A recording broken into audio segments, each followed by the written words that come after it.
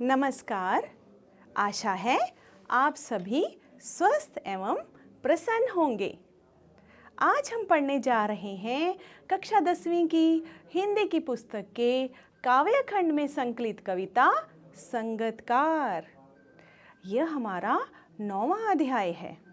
बच्चों, कवि मंगलेश डबराल जी द्वारा रचित कविता संगतकार गायन के क्षेत्र में मुख्य कलाकार का साथ देने वाले सहयोगी गायक की भूमिका के महत्व पर प्रकाश डालती है।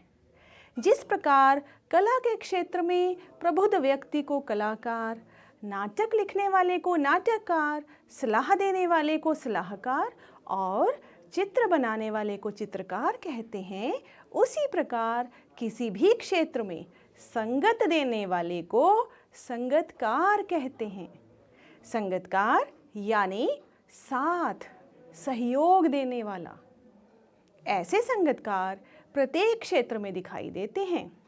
संगीत, नाटक, फिल्म, राजनीति, अध्यापन, व्यापार, खेल आदि अनेक क्षेत्रों में उनकी भूमिका को नकारा नहीं जा सकता। महात्मा गांधी जी को आज कौन नहीं जानता, लेकिन सर महादेव देसाई जी, जो उनका दाहिना हाथ थे, उनके लिए लेख टिप्पणियाँ लिखते थे, जो उनका हर कार्य किया करते थे, जो महात्मा गांधी जी से मिलने आने वालों से व्यक्तिगत रूप से मिलते, उनकी समस्याएं जानते, उन्हें संक्षिप्त रूप में लिखकर महात्मा गांधी जी तक पहुंचाया करते थे, उनके विषय में कम ही लोग जानते होंगे। ऐसे संगतकार प्रत्येक क्षेत्र में खामोशी से अपनी भूमिका निभा रहे हैं। वे किसी महान खिलाड़ी को पानी पिलाने से लेकर कार रेस में कार के टायर बदलने वालों तक, पर्वतारोहियों का सामान ढोने वाले कुलियों से लेकर युद्ध में शौर्य दिखाने वाली सेना को रसद पहुंचाने वालों तक, रसोई घर में माँ का हाथ बटाने वाले नन्हे लाडलों से लेकर कक्षा में अध्यापक अध्यापिका का सहयोग करने वाले छात्रों तक कोई भी हो सकते हैं। ऐसे व्यक्ति नेपथ्य में रहकर स्वयं को सामने न लाकर अन्य व्यक्ति को सफल बनाने में सहयोग करते हैं। उनका सामने न आना उनकी कमजोरी नहीं, बल्कि उनकी विनम्रता है, उनकी मानवीयता है। संगतकार कविता ऐसे ही परोपकारी सहयोगियों के महत्व को स्थापित करती है। आइए पढ़ते हैं कविता संगतकार, जिसे लिखा है मंगलेश डबराल जी ने। कविता पढ़ने से पहले एक नज़र कवि परिचय पर डालें। समकालीन हिंदी कवियों में सबसे चर्चित नाम है मंगलेश डबराल।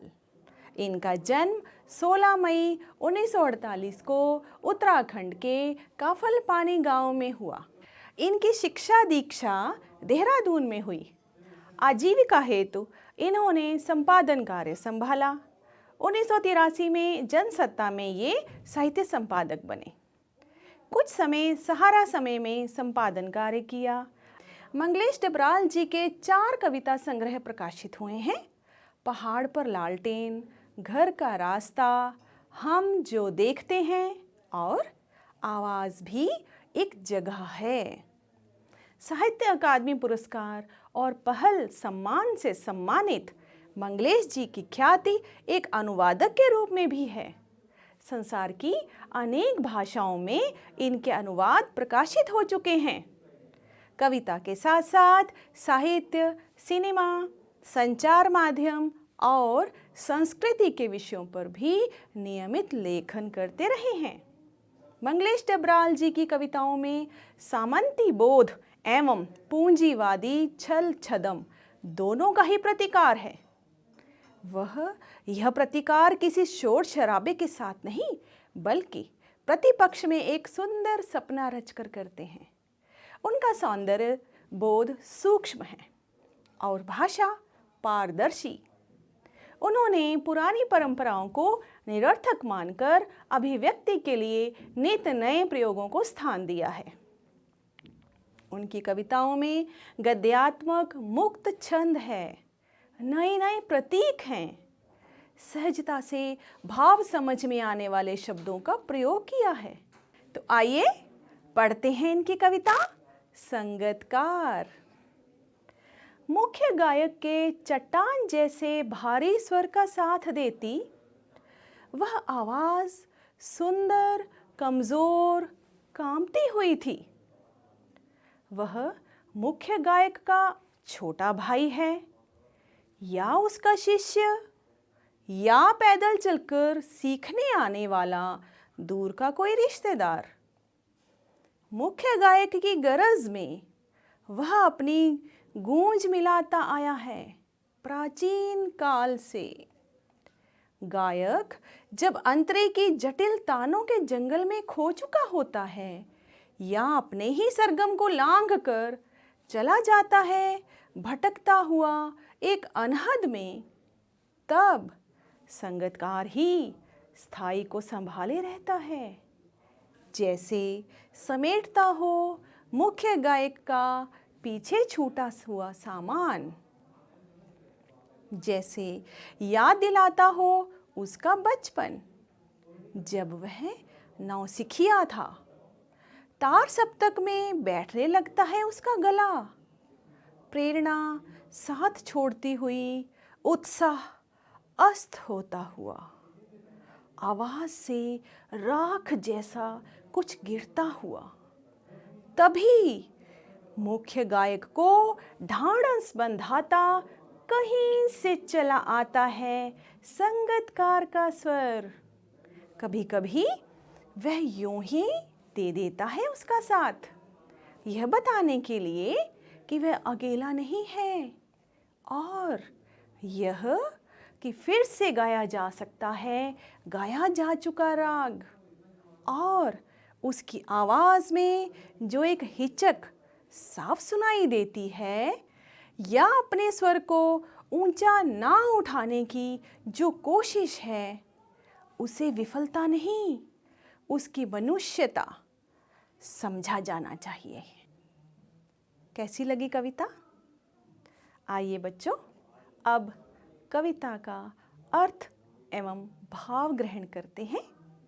आप अपनी उत्तर पुस्तिका में नए शब्दों के अर्थ और आवश्यकता अनुसार महत्वपूर्ण बिंदु लिखकर भी रख सकते हैं।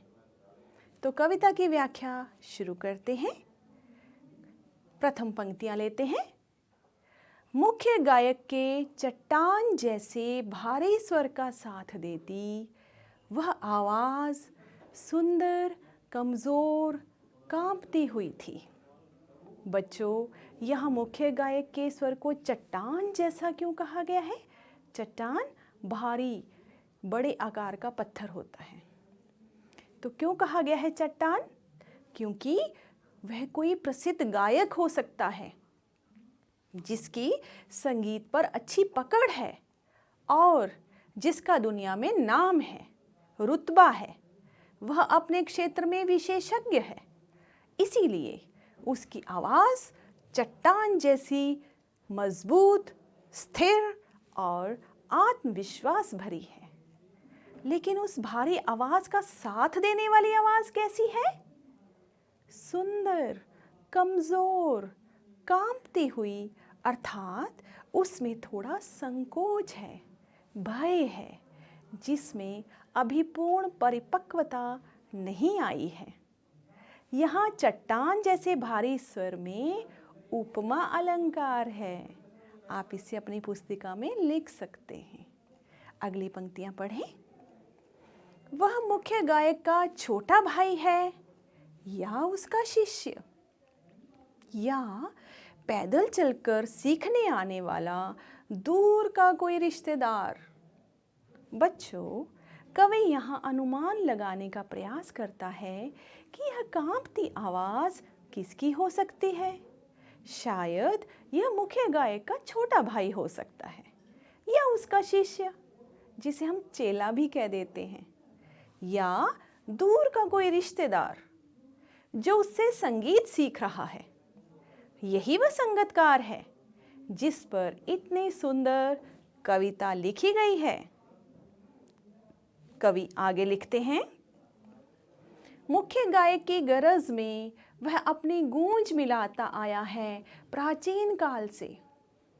बच्चों, पहले कवि ने मुख्य गायक की आवाज़ को चट्टान जैसा बताया, अब उसकी आवाज़ को बादलों की गरज सा प्रभावशाली बताया है, जिसमें वह सहायक या संगतकार अपनी गूंज मिलाने का बहुत प्राचीन समय से प्रयास करता चला आ रहा है। यानी संगतकार आज ही नहीं, चिरकाल से, युगों युगों से चुपचाप अपनी भूमिका निभाता चला आ रहा है। आगे पढ़ें। गायक जब अंतरे की जटिल तानों के जंगल में खो चुका होता है या अपने ही सरगम को लांघ कर चला जाता है भटकता हुआ एक अनहद में। बच्चों, अनहद शब्द का अर्थ है जब किसी हद में गायक ना रहे। अनहद योग व साधना की वह आनंददायक स्थिति भी हो सकती है जिसमें मुख्य गायक डूब जाता है या वह सरगम की सीमा का अतिक्रमण करके किसी दूसरे ही लोक में पहुंच जाता है। उसे अनहद कहा गया है। और तान, तान का अर्थ है संगीत में स्वरों का विस्तार। और सरगम, संगीत के सुर, आपको सबको मालूम ही होगा, संगीत के 7 सुर माने गए हैं, सा रे गा मा पा धा नी। ये ही संगीत का आधार है और इन्हीं स्वरों के समूह को सरगम कहा जाता है। कवि यहाँ कहना चाहते हैं कि मुख्य गायक जब अपनी प्रस्तुति में पूरी तरह डूब जाता है, अति आत्मविश्वासी होकर सुरों की दुनिया में भाव विभोर होकर अंतरे की मुश्किल तानों में उलझ जाता है, जब वह सरगम की सीमाओं को भी लांघ जाता है, सुरों के जंगल में कहीं खो जाता है, जब उसे अपनी हद या सीमा की भी सुध नहीं रहती, तब क्या होता है? अगली पंक्तियां पढ़कर पता लगाते हैं। तब संगतकार ही स्थाई को संभाले रहता है, जैसे समेटता हो मुख्य गायक का पीछे छूटा हुआ सामान, जैसे उसे याद दिलाता हो उसका बचपन जब वह नौसिखिया था। यहाँ नौसिखिया का क्या अर्थ है? इस शब्द का अर्थ है जिसने अभी अभी नया नया गाना सीखा हो। और ये स्थाई, अंतरा या सरगम क्या होते हैं? संगीत के विद्यार्थी इनसे भली भांति परिचित होंगे। अन्य विद्यार्थी भी अवश्य जानते होंगे कि किसी भी गीत के मुखड़े को स्थाई कहते हैं। जब किसी जटिल तान में उलझकर मुख्य गायक खो जाता है, तब संगतकार ही उस गीत, गजल, भजन या राग के मुखड़े को संभाल कर रखता है, अर्थात उसे धीमी आवाज में लगातार गाता रहता है ताकि मुख्य गायक वहीं वापस लौट सके। ऐसा लगता है मानो वह उसका पीछे छूटा हुआ सामान समेट रहा हो, अर्थात उसके पीछे छूट गए स्वर संभाल रहा हो। स्वरों को यहाँ कवि ने सामान कहा है। यहाँ यही संगतकार महत्वपूर्ण हो जाता है और मुख्य गायक गौण, क्योंकि वह उसे उसका बचपन याद दिला देता है जब वह भी नौसिखिया था। कौन था नौसिखिया? यहाँ मुख्य गायक को कवि ने नौसिखिया कहा है। आगे बढ़ते हैं। तार सप्तक में जब बैठने लगता है उसका गला, प्रेरणा साथ छोड़ती हुई, उत्साह अस्त होता हुआ, आवाज से राख जैसा कुछ गिरता हुआ, इन पंक्तियों का क्या भाव है बच्चों? और तार सप्तक का क्या मतलब है?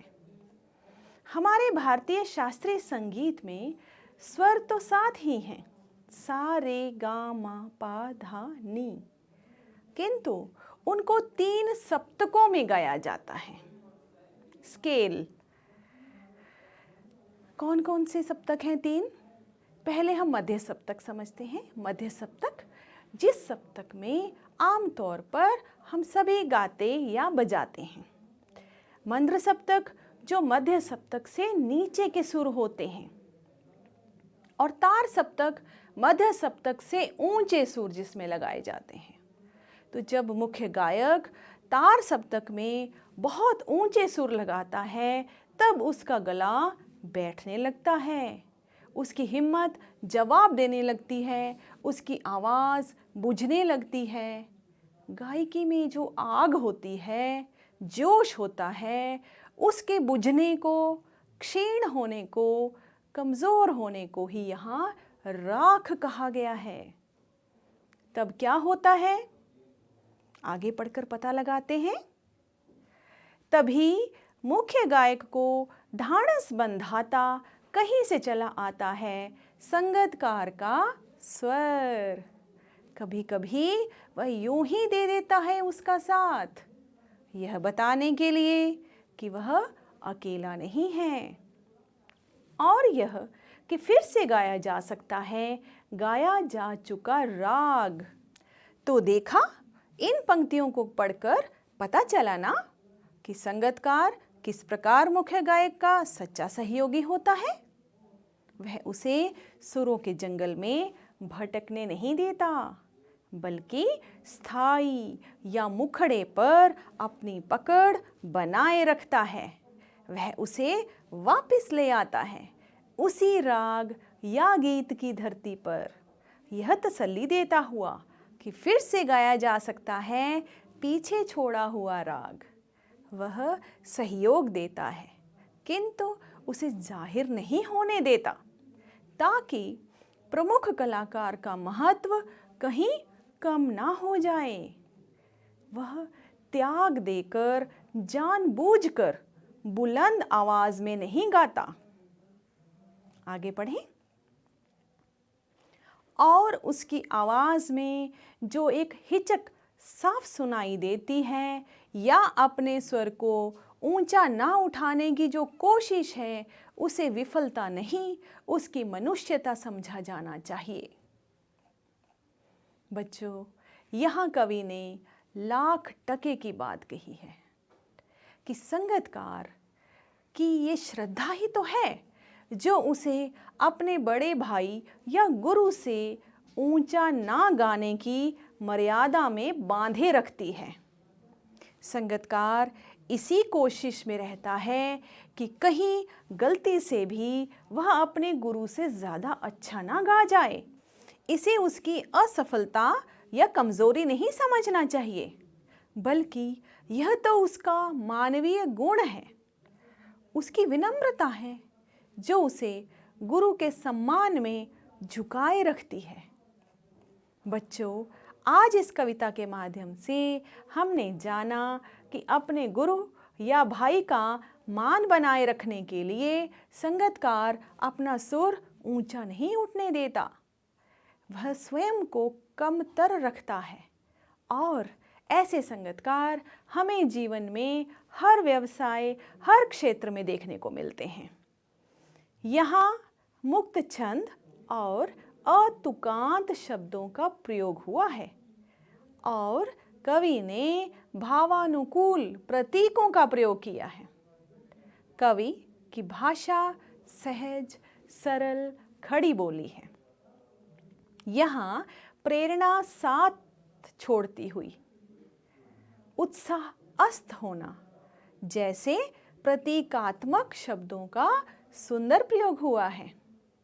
मुझे विश्वास है आज के पश्चात हमारा ध्यान केवल महत्वपूर्ण व्यक्तियों या नायकों तक ही सीमित नहीं होगा, बल्कि पर्दे के पीछे रहकर लगातार सहयोग करने वाले गुमनाम लोगों पर भी हमारा ध्यान जाएगा, और हम उनके महत्व को भी समझेंगे।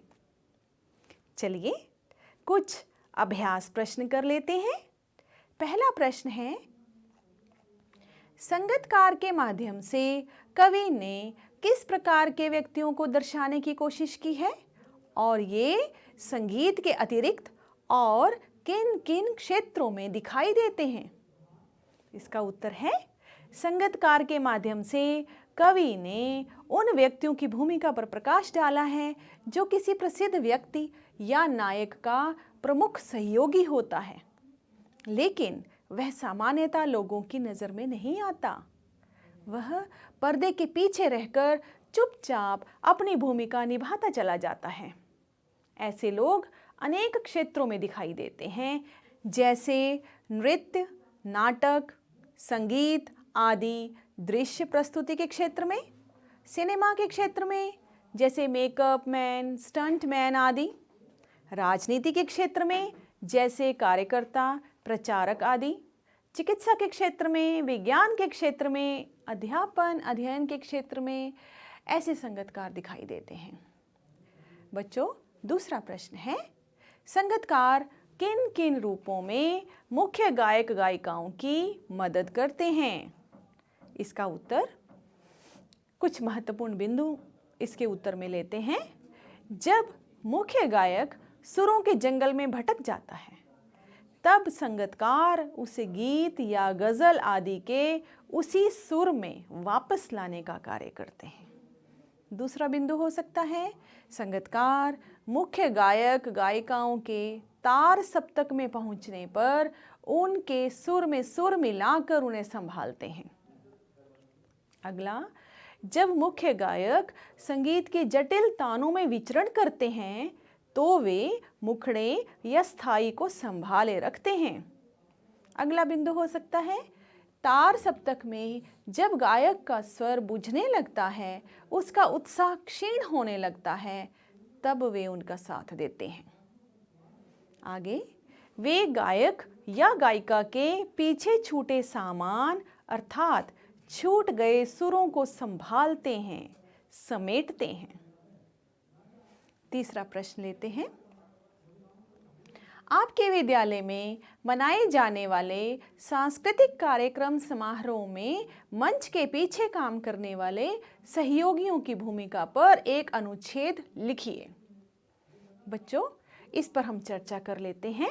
आप स्वयं अनुच्छेद बनाइएगा, ठीक है? तो हम थोड़ी चर्चा कर लें। बच्चों, हम सब अपने अपने विद्यालय में अनेक प्रकार के छोटे बड़े कार्यक्रम देखते हैं। हम किसी एक सांस्कृतिक कार्यक्रम का उदाहरण ले लेते हैं। क्या आप जानते हैं ऐसे कार्यक्रमों में सबसे पहला संगीतकार कौन होता है? सबसे महत्वपूर्ण और सर्वप्रथम संगीतकार होता है वह सफाई कर्मचारी, जो उस स्थान को साफ करके इस योग्य बनाता है कि वहाँ कोई कार्यक्रम आयोजित हो सके। उसके पश्चात माली, चपरासी आदि अनेक सहायक, जिनके योगदान को कभी कमतर नहीं समझना चाहिए।